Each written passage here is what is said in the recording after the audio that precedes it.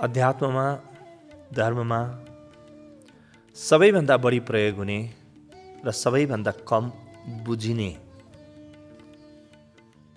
र करिब नगण्य मात्रामा प्रयोग हुने शब्द हो शरणागति।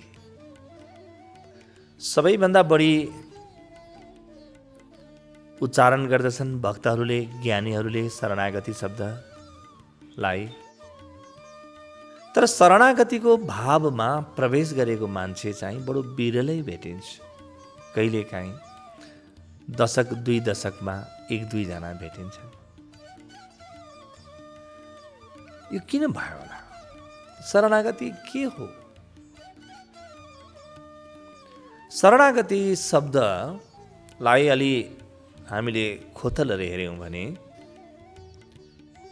के कारणले हामी रोक्यौँ थाहा हुन्छ। पहिलो कुरो, शरणागति भन्ने बित्तिकै कुनै ईश्वर अलग बसेको होला, त्यसैको शरणमा आफूलाई चढाउनु पर्छ भन्ने हामी बुझ्दछौँ।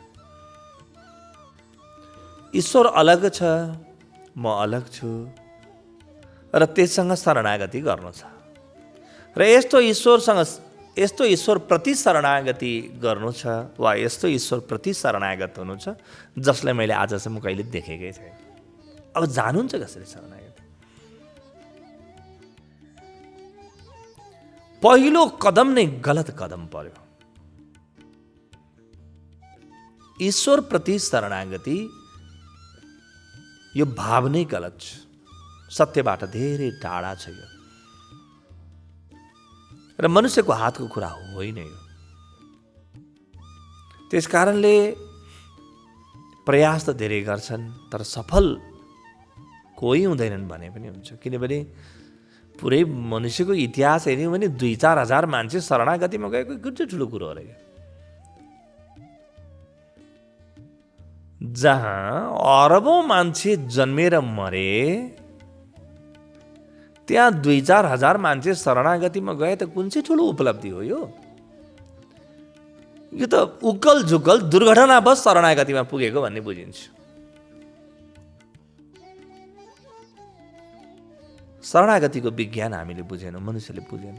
समग्र इतिहास कोट्याएर हेरौँ, शरणागतिको विज्ञानै बुझेन। जसले विज्ञान बुझ्यो उसले बुझ्यो।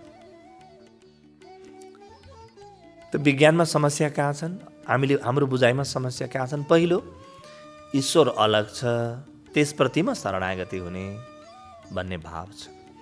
अब नदेखिकन शरणागत हुन सकिँदैन। देखे पनि अर्जुनको जस्तो विमूढ भाव हुन्छ, प्रव्यथित मन हुन्छ, कसरी शरणागत हुनुहुन्छ मलाई भन्नुहोस्। डराए अर्जुन उग्र रूप देखेर भगवानको, किनभने ईश्वर जब तपाईँको जीवनमा आउनेछ यो नसम्झिनुहोस् कि प्रकाशको रूपमा मात्रै आउनेछ, घोर अन्धकारको रूपमा पनि त्यही आउनेछ। किनभने ईश्वरबाट अन्धकारलाई अलग गर्न सक्नुहुन्न तपाईँले। ईश्वर जीवनमा सुखको रूपमा मात्रै आउने छैन, त्यो त मायाजाल हो। ईश्वर आयो भने सुख र दुःख दुवै रूपमा आउनेछ। दुवैलाई झेल्न सक्ने छाती चाहिन्छ। ल गर्नुहोस्, कसरी गर्नुहुन्छ शरणागति? तपाईँले कल्पना गरेको ईश्वरप्रति शरणागत जति भइराखे पनि हुन्छ, तर जब वास्तविक ईश्वर जीवनमा आउँछ त्यस दिन शरणागति असम्भव हुन्छ। अर्जुनलाई असम्भव भयो। डराए आती काली र भगवानलाई मलाई चाहिँदैन यो जम्मै, मलाई हजुरको चाहिँ त्यही देवरूप देखाइदिनुहोस् भने त अर्जुनभन्दा हामी कहाँ ठुला छौँ र? साधनाको हिसाबले पनि, बुद्धिको हिसाबले पनि र सौभाग्यको हिसाबले पनि अर्जुनसँग मितेरी लाउनु त निकै गाह्रो होला नि त।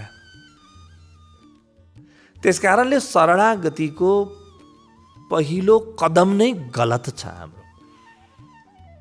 यदि ईश्वर साक्षात्कार मेरो जीवनमा भइहाले पनि ठिक अर्जुनको हाल हुनेछ र म शरणागत हुनबाट चुक्ने छु। किनभने त्यो उग्र रूपप्रति म कसरी शरणागत हुनु? अब त्यो विकराल दारै दारा भएको हेर्नुहोस् त, सारा कौरव र पाण्डव तिनै दाराका छेदबाट भित्र छिरिरहेको, कौरवका सेनापतिहरू त्यही दारामा झुन्डिरहेको, लेली हेसे ग्रसमान समन्ता। अनि त्यो ईश्वरले आफ्नो जिब्रोले बाहिर अलिअलि बचेकाहरूलाई पनि चाटिरहेको, ल्यापती चाटिरहेको काली माताले चाटे चाहिँ त्यो उग्र रूप जीवनमा आउँछ। ईश्वर दर्शनसँगै उग्रताको दर्शन पनि हुनेछ, किनभने ईश्वर दुवै हो। अनि कसरी शरणागत हुनुहुन्छ? त्यस कारणले शरणागतिको जुन विज्ञान हामीले बनाएका छौँ, यो जुन कल्पना बनाएका छौँ, त्यो यथार्थबाट धेरै टाढा छ।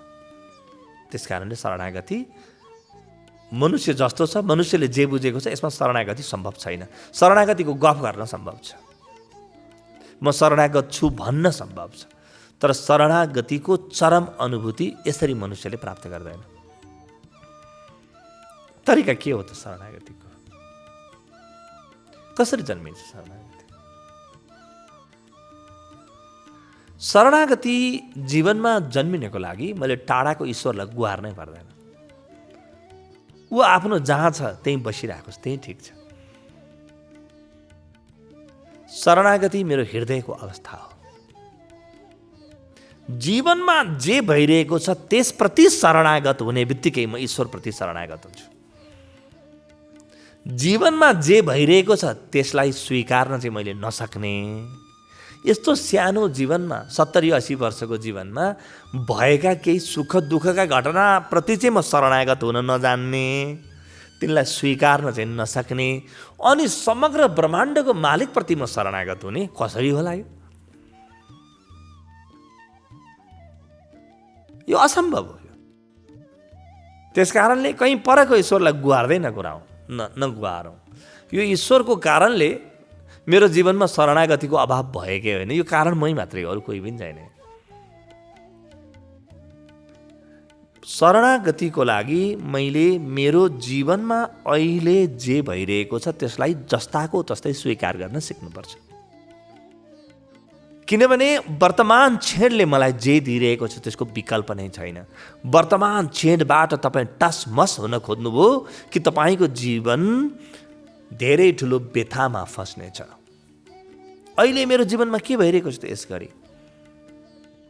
सुख दुःख, सजिलो असजिलो, चिसो तातो, जाडो गर्मी, जन्म मृत्यु, जे भइरहेको छ जस्ताको तस्तै अहिलेको जीवनप्रति म राजी छु कि छैन? म सोझै राजी छु कि छैन?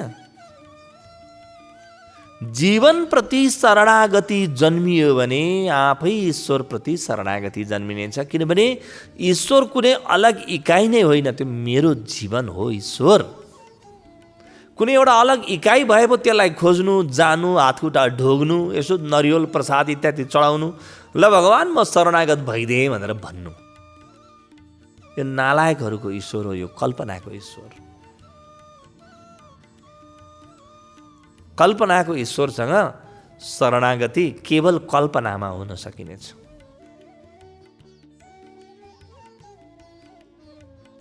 एउटा कथा सुन्दै थिएँ मैले। एउटी युवतीले सपना देखिन्, सपना पनि बडो गजबको देखिन् कि संसारको सबैभन्दा सुन्दर सुगठित राजकुमारसँग उनको विवाह भयो। विवाह पनि प्रेम विवाह हो। र राजकुमारले उड्ने घोडामा राखेर युवतीलाई आफ्नो निवासतिर लग्यो। आफ्नो सपनामा देखिरहेकी छिन् युवती उड्ने घोडामा, बडो प्रेमको क्षण छ। साधारण युवती राजकुमार देखिरहेकी छिन्, त्यहीमाथि उड्ने घोडा छ, त्यहीमाथि विवाह छ, त्यहीमाथि प्रेम विवाह छ।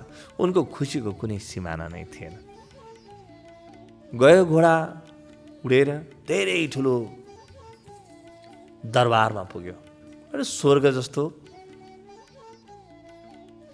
बडो उल्लासले भरिएको ठाउँ, उज्यालो जताततै र हजारौं कोठा भएको दरबार थियो। दरबारमा लिएर गयो। लिएर गएपछि राजकुमारीले एक ठाउँमा राखेर तिमी बस्दै गर है, म एकछिनमा आउँछु भनेर राजकुमार त्यहाँबाट बाहिर कहीँ निस्किरहेको।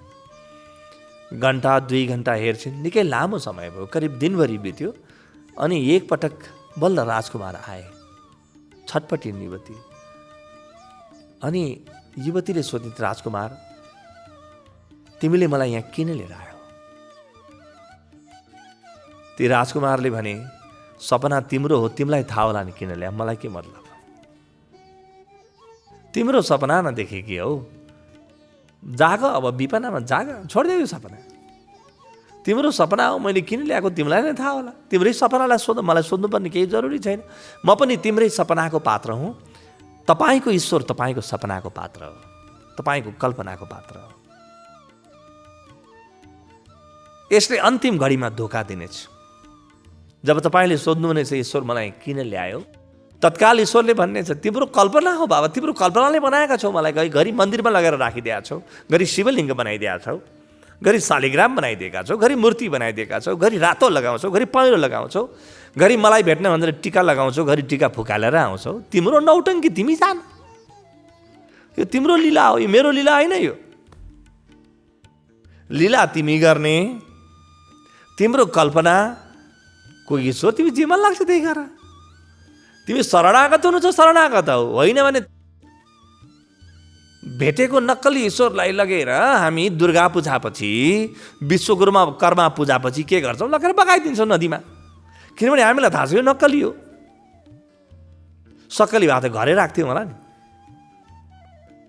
सुन्नुभएको छ कसैले हिराको मूर्ति बनायो अरे, अनि त्यसपछि दुर्गा पूजापछि लगेर नदीमा बगाइदियो अरे भन्ने सुनेका छौँ। नाम जेसुकै दिउँ न, बगाउनु त बगाएकै हो। त्यो त हामी गर्दैनौँ, किनभने त्यहाँ त धेरै रकम पनि खर्च भएको छैन। त्यो मूर्तिलाई लगेर विसर्जन गर्दैमा मेरो केही पनि जाँदैन, त्यहीँ लगेर चढाइदिन्छौँ। त्यससँग फेरि मोह पनि हुँदैन, भोलिबाट लौ न मेरो मूर्ति कहाँ गयो भनेर खोज्दै पनि जाँदैनौँ, मरिहत्ते पनि गर्दैनौँ। नक्कली भक्ति थियो, बग्यो। नक्कली भक्ति नक्कली पानीमा बग्छ, जान्छ।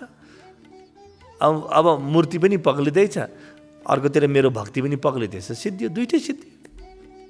न भक्ति सत्य थियो, न मूर्ति सत्य थियो, केही पनि सत्य थिएन। ठिक त्यसै गरी हाम्रो शरणागति पनि बडो खतरनाक छ। यसमा पनि सत्य लेस मात्र छैन। असली शरणागति जन्मिन्छ जीवनप्रति शरणागत हुँदा। किनभने यो जीवन ईश्वरको तालिम केन्द्र हो। तालिम त मैले यहीँ पाउने हो, किन अहिले यस घडी मसँग मेरो जीवन छ। अहिले मसँग जो छ घरमा, ऊप्रति म राजी छैन। मेरो मनमा जे भइरहेको छ त्यसप्रति म राजी छैन। अनि राम नामको च्यादर ओढेर शरणागतिको गीत गाउँछु म। यो मेरो ओठसम्म शरणागत हुँदैन, हृदयको त कुरै छोडिदिउँ। शरणागतिको लागि म पाठ गर्दैछु, मेरो ओठ पनि शरणागतिमा जाँदैन, मेरो हृदयको, मेरो आत्माको त कुरै छोडिदिउँ। शरणागति यसरी कहिले पनि प्राप्त हुँदैन।